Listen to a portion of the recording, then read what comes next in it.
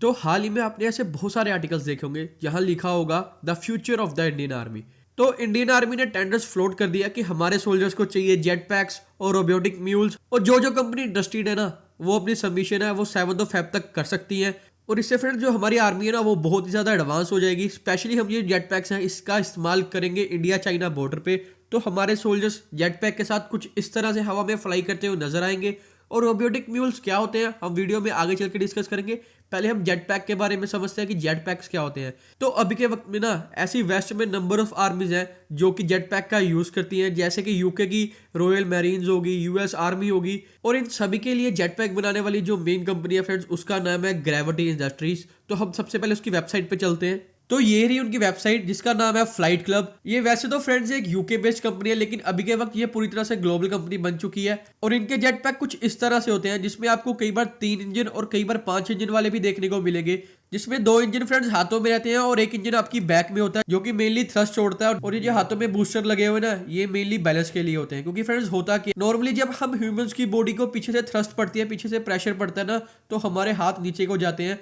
तो इसको दिमाग में रखते हुए, इसको ध्यान में रखते हुए ये इन्होंने डिज़ाइन की है, जिसकी वजह से इन्होंने हाथों में जो बूस्टर्स लगाए हैं वो बैलेंस के लिए है। और ये पूरी तरह से सेफ है। इनका कहना है कि ये ब्लास्ट वगैरह नहीं होते, क्योंकि देखने में ये बहुत ही खतरनाक लग रहे होंगे कि हाथों में पूरी तरह। और अभी के वक्त में ना ये कैरोसिन ऑयल का यूज करते हैं इंजन को चलाने के लिए, और ये कोशिश कर रहे हैं कि आगे चल के जो फ्यूल की और ज्यादा प्योर फॉर्म है ये उसको यूज करें। और आपने भी ऐसी ढेर सारी वीडियोस देखी होंगी जिसमें आपने देखा होगा कि ये इंसान जेट पैक को यूज करके हवा में उड़ रहा है, लेकिन वो मेनली ना समुद्र के एरिया में देखा होगा कि आपने वो समुद्र के ऊपर जा रहा है, जैसे शिप से सामान वहां पे ट्रांसपोर्ट करना है, कुछ लेके जाना है, तो वो उस सामान को पकड़ाने के लिए जा रहा है। लेकिन हम तो इसको माउंटेन में यूज करने वाले हैं, ये हमारे यूज में कैसे आ सकता है? तो इसका आंसर भी हमको यहाँ से मिल चुका है। हाल ही में क्या हुआ, नेटो कंट्रीज ने ना एक माउंटेन वारफेयर एक्सरसाइज किया है जो कि उन्होंने किया स्लोवेनिया में। स्लोवेनिया फ्रेंड्स एक यूरोपियन कंट्री है जो कि नेटो का मेंबर भी है। तो उन्होंने इस एक्सरसाइज में एक तरफ तो एक गाड़ी को चलाया माउंटेन्स में, जो कि एक लंबा चौड़ा रास्ता था जिसमें जो गाड़ी आराम आराम से मोड़ से जा रही है वो आधा घंटा लेती है। और दूसरी तरफ उन्होंने एक सोल्जर्स को फ्लाई किया इस जेट पैक की हेल्प से,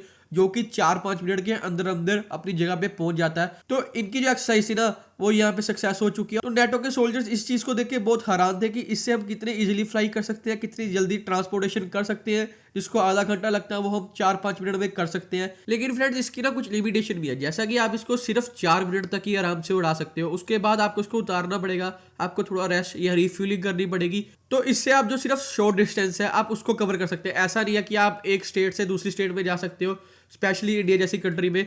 और इसको यूज करने के भी जो सोल्जर्स होंगे वो पूरी तरह से ट्रेन होने चाहिए, क्योंकि आप जैसा देख चुके हैं कि हाथों में भी बूस्टर होता है और बैक में भी बूस्टर होता है। अगर हाथ थोड़ा सा इधर उधर भी हुआ तो बहुत बड़ी दुर्घटना घट सकती है। तो इसके लिए उनकी पूरी ट्रेनिंग होगी। और जो इसका सबसे खास पॉइंट है जो कि हमको चाहिए था, ये किसी भी वेदर कंडीशन में आराम से चलेगा, चाहे ठंडा एरिया हो, जैसा कि हमने चाइना में आपको पता वो हाई एल्टीट्यूड्स वाला एरिया, ठंडा एरिया ऊंचाई पे है, तो वहां पे ये आराम से काम करेगा। तो ऐसी बहुत सारी एग्जांपल है जहां से हमको पता चलता है कि हम इस जेट पैक से अलग अलग काम ले सकते हैं। हम इसे रेस्क्यू ऑपरेशन भी कर सकते हैं, हम इसे ट्रांसपोर्टेशन भी कर सकते हैं। तो ये जेट पैक ना इंडियन आर्मीज के लिए बहुत ही बेनिफिशियल होंगे। और अब हम बात करते हैं रोबोटिक म्यूल्स की। म्यूल्स फ्रेंड्स जैसे आप सबको पता कि म्यूल्स एक तरह का खच्चर होता है, खच्चर को म्यूल्स कहते हैं, जो कि हमारी आर्मी यूज करती है ट्रांसपोर्टेशन के लिए। जैसे उन्होंने कुछ सामान लेके जाना ना तो वो खच्चर का यूज करते हैं। मतलब जो रोबोट्स होंगे जो म्यूल का काम करेंगे उसको कहेंगे रोबोटिक म्यूल्स। जैसा कि आपने हाल ही में आर्टिकल्स देखे होंगे कुछ टाइम पहले कि चाइना ने ना रोबोटिक याक बनाए हैं।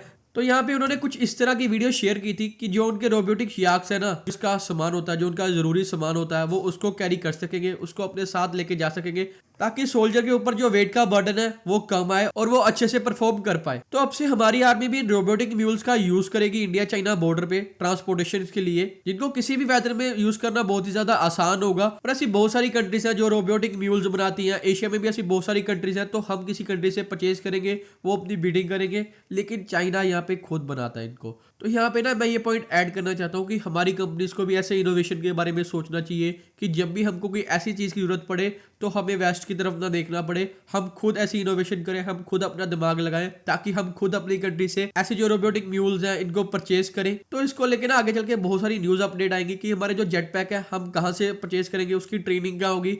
तो उन सब पे मैं वीडियो बनाऊंगा। और फ्रेंड्स अगर आपको ये वीडियो अच्छी और इन्फॉर्मेटिव लगी है तो हमारे चैनल को सब्सक्राइब करें, वीडियो को लाइक करें एंड ज़्यादा से ज़्यादा अपने फ्रेंड्स के साथ शेयर करें। And thanks for watching.